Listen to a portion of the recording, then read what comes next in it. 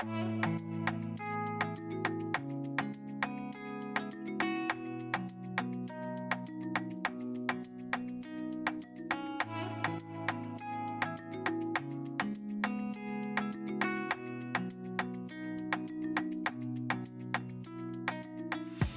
Steve Morgan, Fishing Monthly magazines with a boat from Whittley that I haven't tested before. I'm with Gary Honeychurch. Gary, you sell these things and spend a lot of time in these Whittleys. This is the grand poobah of the range, isn't it? 2800, tell us about it. It certainly is the grand poobah of the Whittley range. 28 foot of caravan that'll tow a water skier. So it's your overnighting boat. It'll sleep 4 people. It's powered by the 350 V8 petrol Volvo Penta. It'll probably do about 50 mile an hour. 42 knots is the fastest I've actually gone in it. That's fast enough. Yep. This is the limited edition though, Steve. So it's been purpose built. There's 10 of them. Only 10. 6 have already been sold. I think we sold 3 at this year's Sanctuary Cove International Boat Show. Yep. And it's a special colour scheme that they've put on. You can see the powder coated black rear rails, the bow rails. It's got the black hull with the white top, fitted out with actually it's a cool temperature fabric. It's a new fabric, but it is a magnificent boat for anyone who's interested in that overnight boating sort of lifestyle. Well, and it is the big one of the lot. But I think interestingly for me, Australian built boat, under 2.5 metres beam, legally towable anywhere in Australia, isn't it? Very true, yeah. Well, we actually towed this one up from the factory. It hasn't been in the water yet, so this will be our first water trial, yes. It's been water tested, but it hasn't officially been out in the water. We towed it up on just before the boat show. Let's talk a little bit about towing. What sort of vehicle do you need to tow? This comes in at around that, 3.5 to 4 tonne? Yeah, 3.5 tonne dry. Remember, it does have the capacity on this for 200 litres of fuel, 120 litres of fresh water. Yep. Hot water service included in that. So you're looking at your upgraded Land Cruiser to 4 tonne, or your Ram, your GMC sort of 4.5 tonne. That will tow it very easily. You won't even know it's behind the vehicle. That's right. And let's talk about the other end. Let's talk about that Volvo Penta. It's a V8, so you might have a V8 in the front and a V8 in the back of this thing. But this, I like them. They're not saltwater cooled. They're freshwater cooled, so they're a totally enclosed cooling system, and you can tell that when you're behind the stick in the performance. You certainly can tell when you're behind the stick, in the performance there.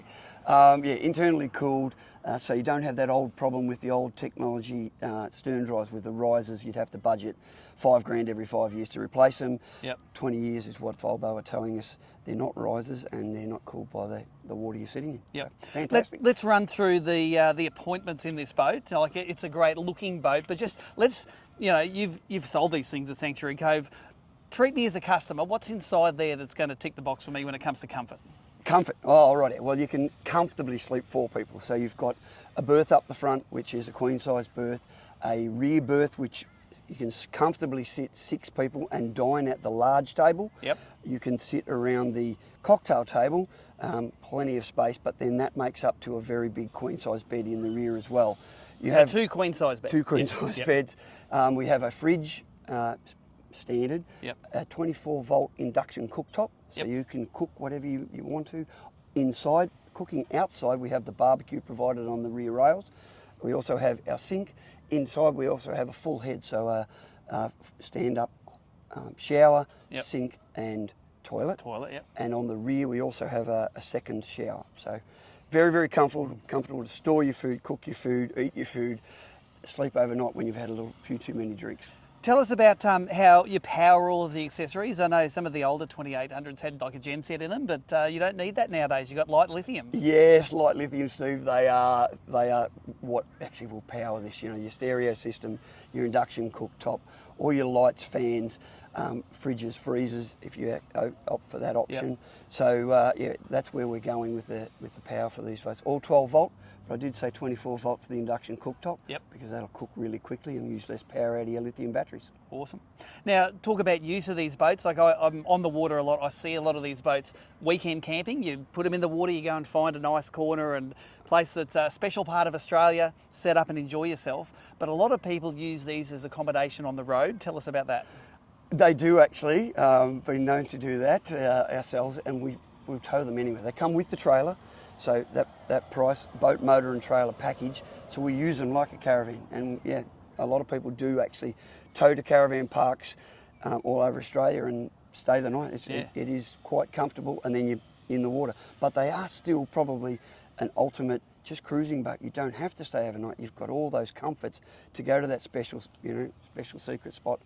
But if you do wish to overnight, whether it's in a caravan park or in the water, there you go. And what's the term I heard you call them before? Waterbago. The Waterbago. You know the Winnebago on the land, this is the Waterbago. And look, if you invest a lot of money in a caravan, you get a well-appointed caravan with all of these things in it, but you can't take the caravan up the Hawkesbury River, can you? Certainly not. It's unless you're going to have to pay for a hefty cleaning bill to clean the thing out. It's designed to be live on the water, live anywhere on it. So, well, there you go. There's a bit of a list of some of the comforts in there. What we do at Fishing Monthly, we like to take this thing on the water. We're on the Gold Coast today, and we're going to come back to you with some of the performance statistics.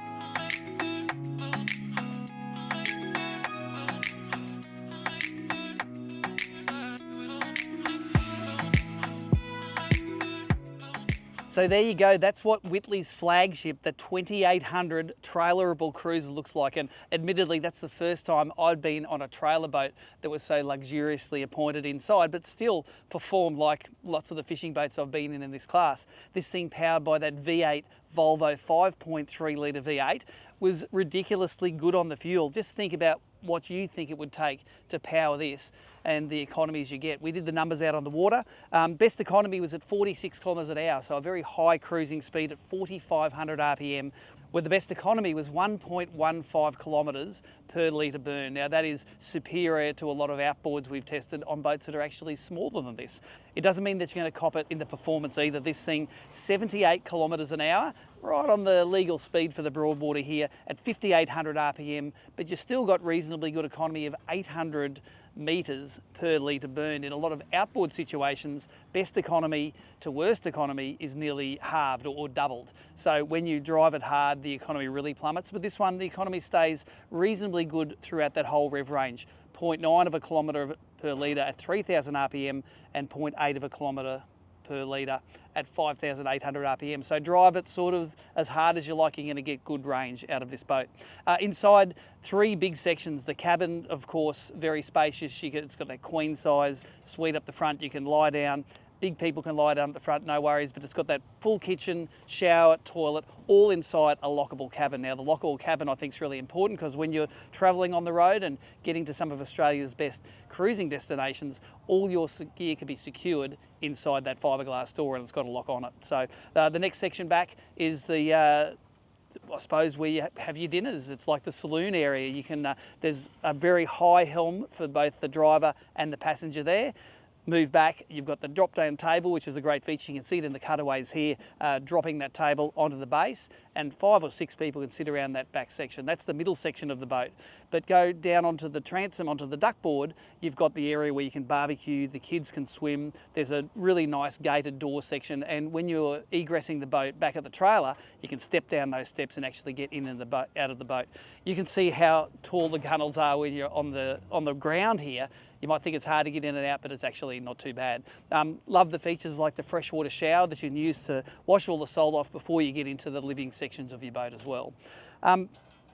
It's a big boat, this. You're going to need a big car to tow it, and it's really not an entry-level cruiser. Whitley have a lot of cruisers in their range, but if you're after the ultimate in luxury, the ultimate in Whitley performance, it's a great boat. So I love my first experience in that 2800 Whitley Heritage Edition. They've only got 10 of them, and I think more than 5 of them have been sold, so that if you want some of that special pricing, check out in the comments below. They're actually a little bit cheaper than a standard Whitley of this size. More information, go to the Whitley website.